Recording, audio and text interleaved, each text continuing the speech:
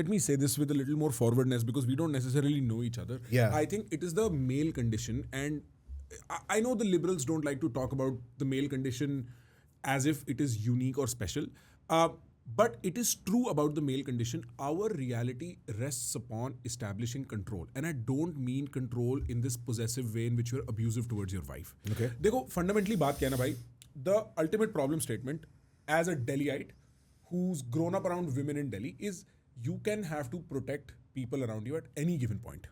Right? If a door is knocked at night, अगर रात को चोर हो जाते हैं घर में, कुछ भी हो जाता है, अगर पुलिस स्टेशन जाना पड़ता है, अगर हॉस्पिटल जाना पड़ता है, तो आप लेके जाओगे. You have to do it. You are the guy and you are responsible for that amount. देखो भाई,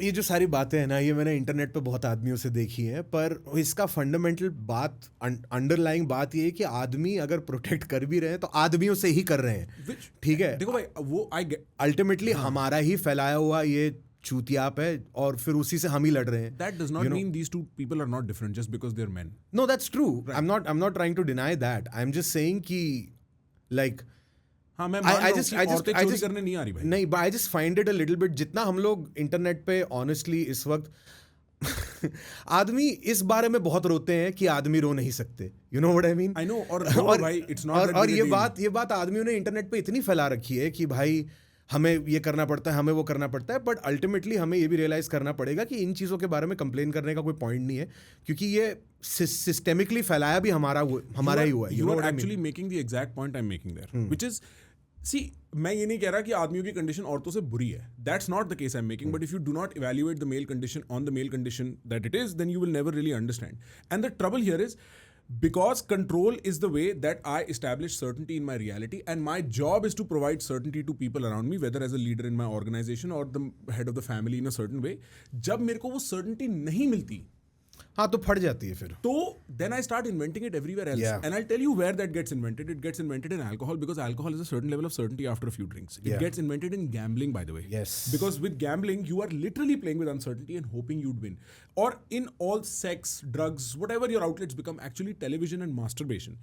So what I'm saying is, men have to acknowledge the fact that control important है. That's why gym is a healthy addiction.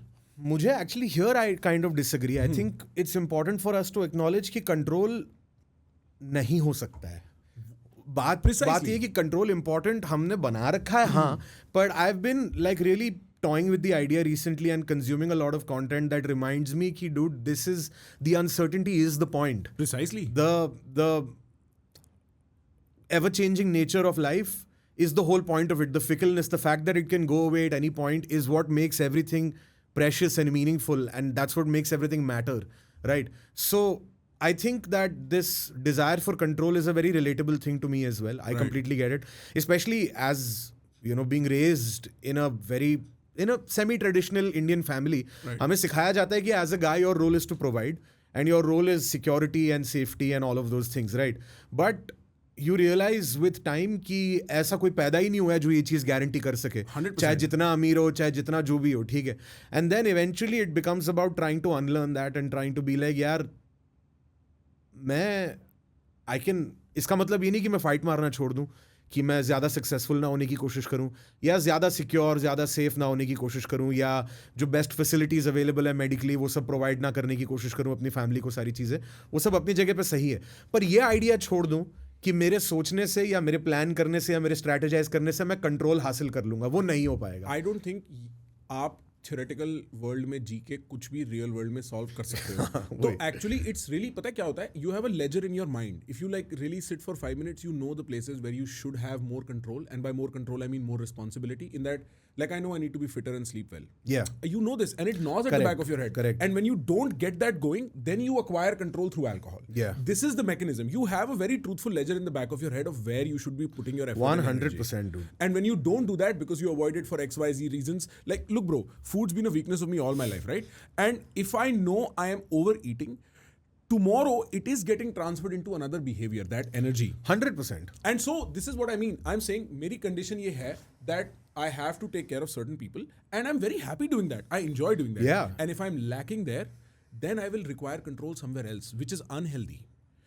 This is why I think we get into, this is my observation about my own anxiety, कि अब मेरे को ये health etc की anxiety इसलिए हो रही है because I've realized, fuck, there's an irreversibility to some things in life.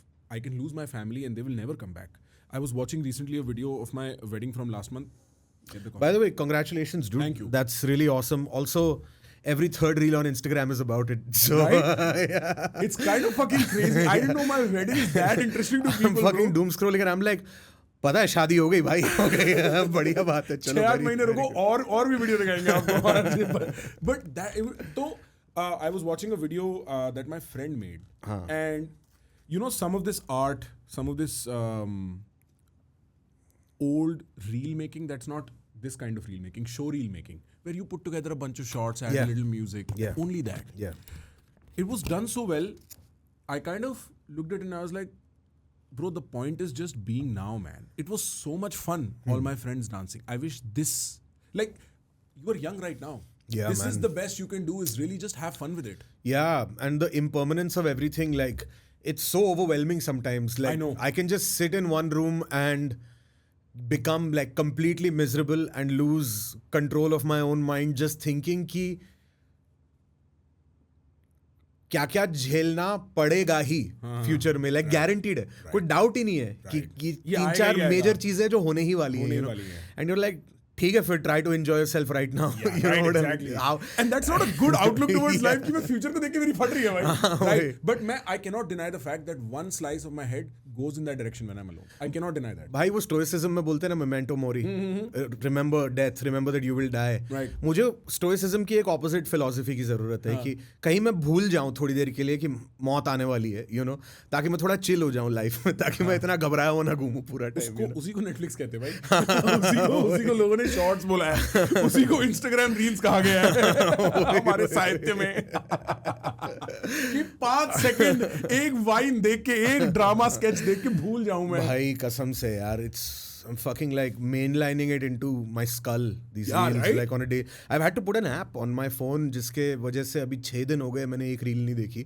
और मुझे ऐसा जन्म लिया हुआ फील हो रहा है इस वक्त. I'm like, मैंने आधी किताब पढ़ ली कुछ 6 महीने बाद, you know. Right. और टीवी शोज देखने का अटेंशन स्पैन नहीं था यार मेरे अंदर. जो चीजें मैं चिल करने के लिए करता था ना, वो मुझे काम लगने लग गई कि अरे मूवी कौन देखेगा, फक 2.5 घंटा कौन बैठेगा I feel movie that देखने. right now, हाँ. Dude, attention span ही नहीं था. Like I literally had to turn my phone into a fucking brick to be able to get back any sort of semblance of like being a person in life. मैं लिखने बैठता था और मेरा दिमाग 6 जगह पे भागता था और 10 मिनट में I would be on my phone again. भाई बुरे हाल. I think that is a luxury you can have, bro. I've tried switching off, but मेरा काम है. भाई बात सही है.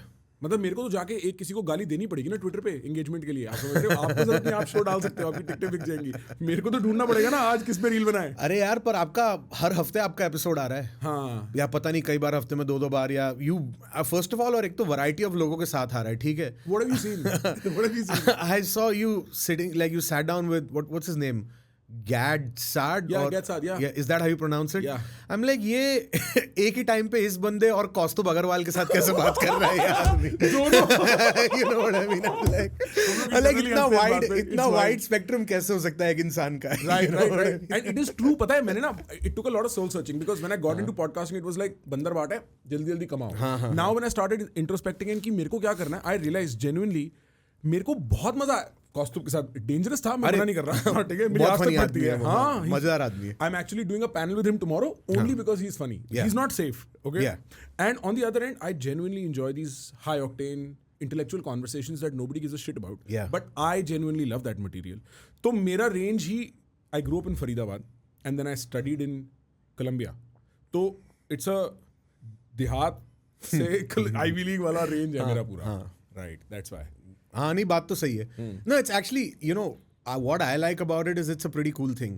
Like I mean it from that perspective कि ये जो मुझे ऐसा लगता है कि हम लोग ओवरली वेल रेड, लाइक मतलब वेल रेड लोगों को या एकेडमिकली इंक्लाइंड लोगों को कई बार ओवर रेट कर देते हैं, और कन्वेंशनली लाइक विजडम वाइज लोगों को, हाँ मतलब कई बार थोड़ा अंडर रेट कर देते हैं. Like I feel like everybody has something to offer, and it would be pointless to have a podcast that's exclusionary anyway. Like I feel like having conversations with as many interesting people as you can find across a broad enough spectrum is the right way to do it. You know? Maybe it was 10 years ago. Really? Yeah, because there is economics to this. Fair enough. And वो Fair capped enough. है ना, मतलब if people don't want to watch, this is kind of why I was asking you what your motivation to do comedy is, by the way. See, let me frame it like this. Reels, जो आप बात कर रहे थे, or the YouTube algorithm in which we get virality and then ticket sales, they shape society in a very silent way. I remember when books were taken from me. The last time I was reading avidly was maybe 9, 8, 7 years ago when I was like पूरा book पढ़ रहा हूँ मैं. And then one day reels came and they said अब तू छोड़ दे तेरा किताब का. Same मेरे साथ भी same ही हुआ. है ना? And 10 साल पहले 15 साल पहले when podcasting was starting, you could do this thing where I'm talking to interesting people and people are interested. Now we realize the math that goes into keeping people hooked, because if you don't play the game, then people tune out, even if they don't want to. Yeah. See, look, there is some truth to this, but it's a little bit different when it comes to stand-up, I think, because I feel like stand-up is one of those things जहाँ पे upload करने से पहले पता होता है, ये नहीं कि वायरल होगा कि नहीं, ये चीज़ कोई प्रेडिक्ट नहीं कर सकता, पर ये पता होता है कि ये इम्पैक्टफुल होगा कि नहीं, कि चाहे भले ही कम लोग देखें, जो लोग देखेंगे उन पे इस चीज़ का कोई असर पड़ेगा कि नहीं. उतना तुम काम पहले से कर सकते हो, उतनी तुम मेहनत के साथ उतर सकते हो कि यार इसमें कुछ तो है ये वीडियो में, जो कहीं ना कहीं जो भी इसको देखेगा उनमें से ज़्यादातर लोगों को हिट करेगा. हिट मतलब हंसाएगा, और सिर्फ हंसाना पॉइंट नहीं है ना, because you are also in an ecosystem जहाँ पे सारे हंसा रहे हैं, पर पॉइंट ये कि उनको कुछ अलग लगेगा, उनको ऐसा लगेगा कि पिछला जो तुम्हारा काम उन्होंने देखा है उससे तुमने लेवल अप किया है, उनको ये लगेगा कि ये जो करता है वो दूसरे लोग नहीं करते. कुछ नॉन नेगोशिएबल्स हैं मेरे दिमाग में एटलीस्ट, जिनको मैं अपनी तरफ से पूरा करने की कोशिश करता हूँ. अब मैं ये नहीं कह रहा कि वो पूरे होते हैं या सब मेरे साथ अग्री करें, या मैं ये नहीं कह रहा कि मैं ये चीज़ें सक्सेसफुली कर पाता हूँ. मैं कह रहा हूँ मेरी कोशिश रहती है, ठीक है. तो उसके अंदर इनहेरेंटली एक चैलेंज है जो बहुत तगड़ा है, ठीक है. फिर आप अपने ऊपर से कॉन्स्टेंटली अपलोड करने का प्रेशर हटा दिया करते हो. That is the best part, ठीक है. कई बार 6, 8, 10 महीने बीत जाते हैं, मैं इंस्टाग्राम पे कुछ नहीं डालता, क्योंकि मुझे ऑनेस्टली उतनी घबराहट होती नहीं है रीच को लेके, बिकॉज आई नो कि अगर मैं इस ऐसे मटेरियल पे काम कर रहा हूँ जिसको मैं दुनिया भर में परफॉर्म कर चुका हूँ और उस पर हज़ारों लोग हंस चुके हैं, तो जब उसको पैकेज करके अपलोड करने का टाइम आएगा तो वो निकल जाएगा. मतलब ऐसा मैं कुछ लाइफ चेंजिंग रिजल्ट्स एक्सपेक्ट नहीं कर रहा, पर इतना मुझे पता है कि it will be a respectable outcome.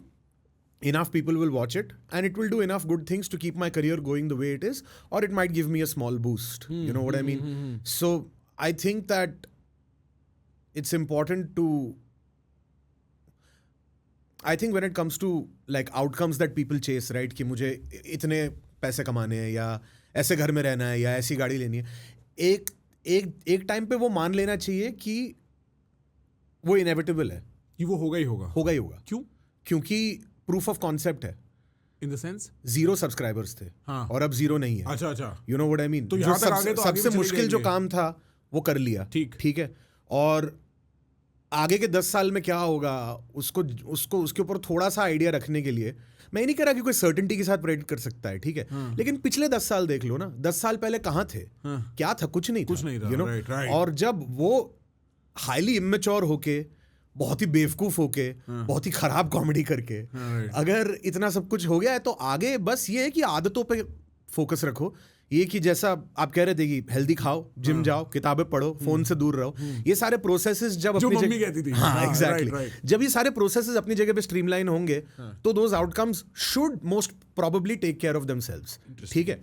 The only thing is कि जब ये चीज़ों से हम दूर हटते हैं ना, तभी डिसोनेंस क्रिएट होती है अंदर की, यार जो रास्ते मुझे चलना चाहिए उस पर मैं चल रहा नहीं हूँ. तब असली घबराहट होती है कि जो चीज़ें चाहिए वो नहीं मिलेंगी, या जो आउटकम्स चाहिए वो नहीं मिलेंगे, जो सक्सेस चाहिए वो नहीं मिलेगा, ऑब्सक्योरिटी में रह जाओगे और फिर फेड अवे कर जाओगे और वो सारी चीजें, यू नो. तो वही है. Right, that cycle's pretty intense. Yeah, it is. It's fucking intense. And it usually never just goes away in like a month or two. It takes its time. So yeah, that's the other thing. Right. Guys, trust me, I cannot give you the beauty of this conversation in just this one clip.